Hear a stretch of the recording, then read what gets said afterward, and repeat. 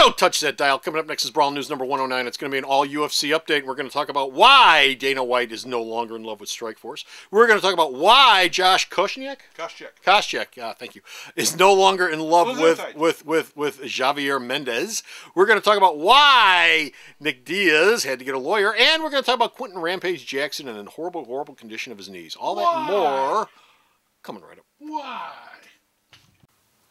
BRAWLN News. It's ass kicking as entertainment. We're really all just civilized pagans disguised by indoor plumbing. BRAWLN News, episode 109, Reluctant Recognition. Hey folks, Comic Book Man here. Welcome once again to my video Outhouse. It's time for... Punching, hey! throwing the brisket. Get it? What's with the fighting? Work the upper BRAWLN body. News! The upper body, work up, up, up.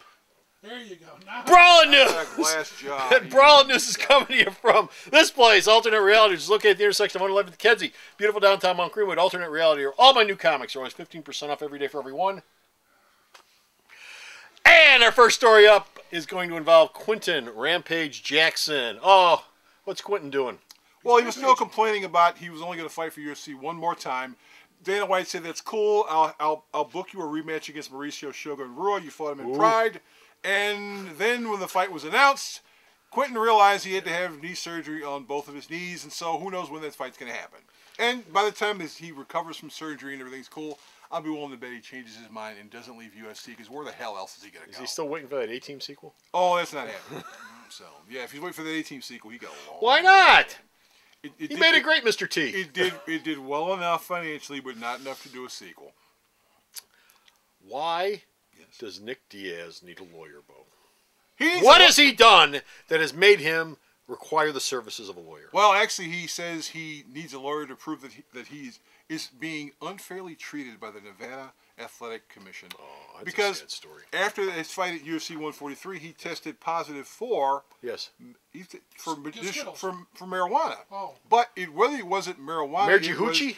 It was marijuana metabolites, which means the stuff that's in your system a long time after using marijuana. Is this medicinal marijuana? I mean, is medical marijuana? He does have a license for medicinal marijuana in the state of California. It's not legit in Nevada, but he stopped using marijuana about 8 days before the fight, and so his lawyer says, look, the stuff that he tested positive for is not part of your list of banned substances, so therefore he shouldn't be suspended at all. Okay. And they say, well, he falsified his information on the card. He says, well, technically, I just found this, it was amazing. No, a doctor in California cannot give you a prescription for marijuana.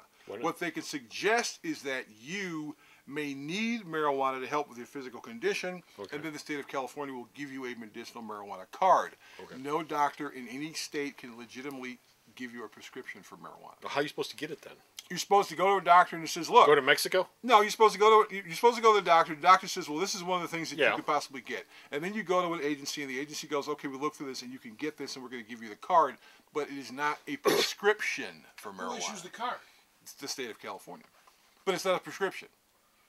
It sounds bass-ass. But it's permission to buy marijuana. It's permission for you to get marijuana, and if you get busted for marijuana, you can go, well, look, I got this card which says I can legally use it, but it's not a prescription. Oh, well, sorry to bother you, sir. Please move along. Have a nice day. Please move along. You got a card. You're okay. I'm sure those aren't being forged at all. Well, of course. Well, you go in there with a hangnail. I have glaucoma.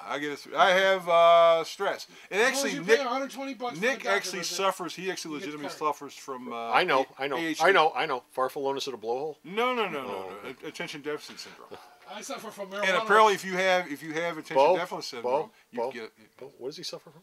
You forgot already, didn't you? What does he suffer from? You need a prescription. I suffer from marijuana withdrawal. You need a card. What does he suffer from? I suffer from the lack of weed. Is this Marvel news? No, this is BRAWLN News. Oh, BRAWLN News. Snap out of it. And our next story involves Dana White, who's no longer in love with Strikeforce. That's so sad. Why doesn't he love Strikeforce anymore? He doesn't have a problem with Strikeforce because UFC, actually owns Strikeforce. Yes. He's got a problem with Showtime because he had suggestions for their last card, the Strikeforce Tate versus Rousey show, which actually was, the main event was two women fighting.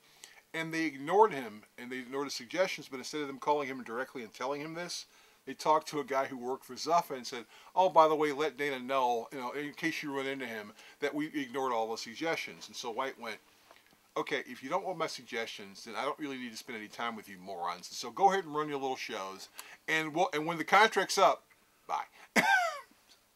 So Okay. Strikeforce is probably going to be dead in 2 years, unless they change their minds again. Well, they have that to look forward to then. Okay.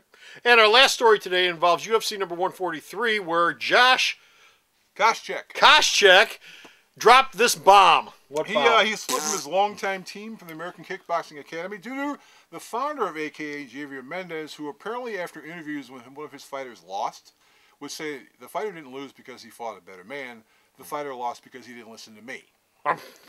Koscheck went, okay. I told you to hit him harder. Right. He said, look, the first time he did it was cool.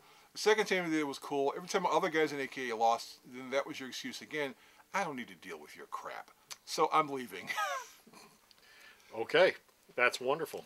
And that's it. We're done. We're finished. We're out of here. We've got no more BRAWLN news. But go to the store's website. Check out all the BRAWLN news that this man sends me. I post up. Bo. Yes?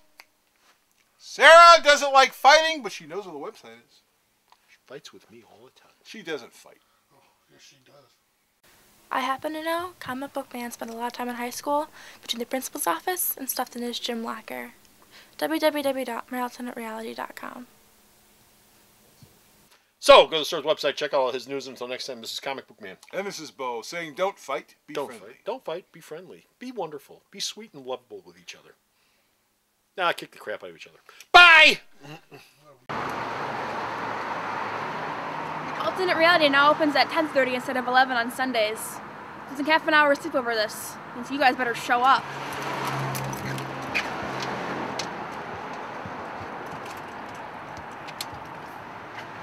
The Video Outhouse is brought to you by some of the finest people willing to work for free. This is a list of some of them.